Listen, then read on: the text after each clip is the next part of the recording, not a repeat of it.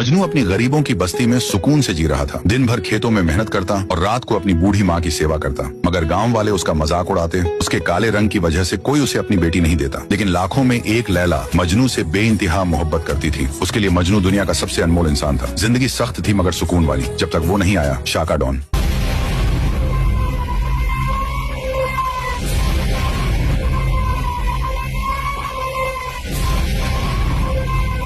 आंखों में आग और दिल में तबाही का इरादा लेकर शाका ने गांव में कदम रखा। उसका सपना था कि सब उसके गुलाम बने। उसने फैसला कर लिया था कि यहाँ डीएचए बनेगा, चाहे कोई भी रास्ता अपनाना पड़े, कोई भी सर काटना पड़े। उसी रात जब मजनू खेतों से लौट रहा था, शाका के आदमी ने पीछे से उसके सर पर भारी डंडा दे मारा। फिर गाँव पर कहर टूट पड़ा। शाका डॉन ने आग लगा दी। आग आसमान तक उठ रही थी। चीखें हवाओं में गूंज रही थी। हर तरफ तबाही ही तबाही थी। जिंदगी की जगह मौत नाच रही थी। मजनू देख रहा था मगर कुछ कर नहीं सकता था। उसे भागना पड़ा। उसे जिंदा रहना था किसी और दिन के लिए। 2 महीने गुजर गए। वो गाँव नहीं रहा। वहाँ सिर्फ शाका का राज था। सिर्फ मजबूर गुलामों की चीखें थी। मजनू की माँ हर रात आसमान की तरफ देखती और बस एक ही सवाल करती, मेरा चांद जैसा बेटा कहाँ चला गया? मगर मजनू वापस नहीं आया।